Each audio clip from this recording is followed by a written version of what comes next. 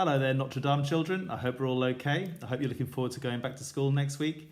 I've got a book I'd like to share with you. It's a really good one. It's called The Wild Robot, and it's by Peter Brown.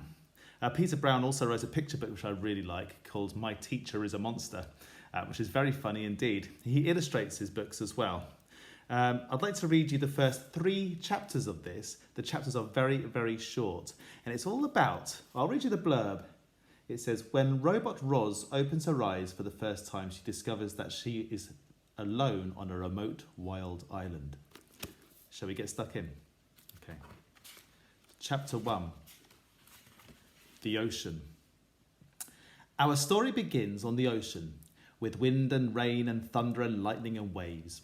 A hurricane roared and raged through the night, and in the middle of the chaos, a cargo ship was sinking down, down, down to the ocean floor. The ship left hundreds of crates floating on the surface, but as the hurricane thrashed and swirled and knocked them around, the crates also began sinking into the depths. One after another, they were swallowed up by the waves until only 5 crates remained. By morning, the hurricane was gone. There was no clouds, no ships, no land in sight. There was only calm. Calm water and clear skies, and those 5 crates lazily bobbing along an ocean current. Days passed, and then a smudge of green appeared on the horizon. As the crates drifted closer, the soft green shapes slowly sharpened into the hard edges of a wild, rocky island. The first crate rode to shore on a tumbling, rumbling wave and then crashed against the rocks with such a force that the whole thing burst apart. Now, reader, what I have mentioned is that tightly packed inside each crate was a brand new robot. The cargo ship had been transporting hundreds of them before it was swept up in the storm. Now only 5 robots were left.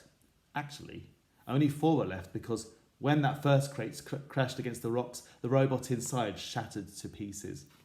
The same thing happened to the next crate. It crashed against the rocks and robot parts flew everywhere. Then it happened to the next crate, and the next. Robot limbs and torsos were flung onto edges. A robot head splashed into a tide pool. A robot foot skittered into the waves.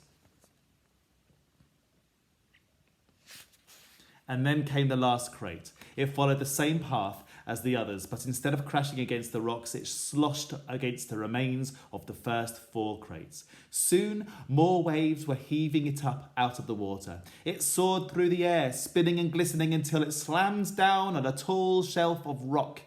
The crate was cracked and crumpled, but the robot was safe. Chapter 2. The Otters.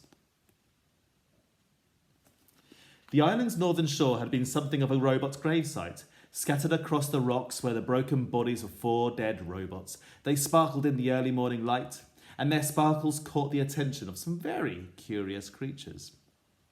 A gang of sea otters was romping through the shallows when one of them noticed the sparkling objects. The otters all froze. They raised their noses to the wind, but they smelled only the sea, so they cautiously crept over the rocks to take a closer look. The gang slowly approached a robot torso. The biggest otter stuck out his paw, swatted the heavy thing, and quickly jumped back. But nothing happened, so they wriggled over to the robot hand. Another brave otter stuck out her paw and flipped the hand over. It made a lovely clinking sound on the rocks, and the otters squeaked with delight. They spread out and played the robot arms and legs and feet. More hands were flipped.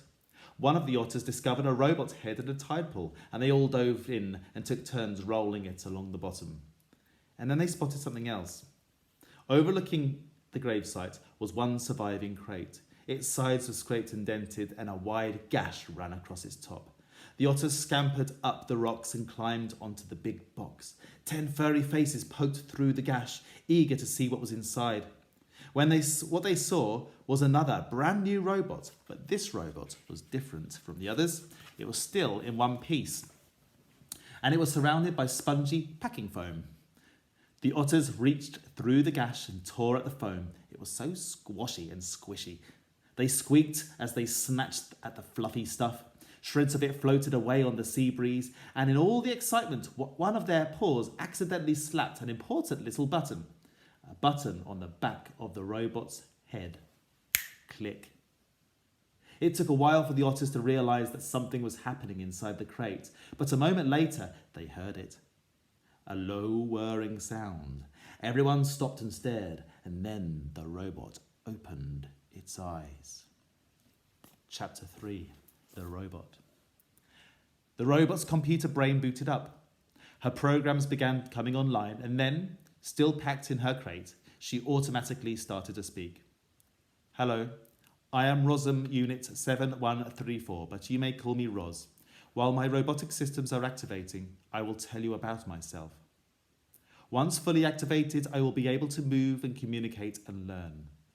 Simply give me a task and I will complete it. Over time, I will find better ways of completing my tasks. I will become a better robot. When I am not needed, I will stay out of the way and keep myself in good working order. Thank you for your time. I am now fully activated. So that's the first 3 chapters of this excellent book, The Wild Robot by Peter Brown. Incidentally, is in our library right now. So when you go back to school, I wonder if you'd like to continue listening to that or reading that story yourself. Thanks everyone. Happy World Book Day.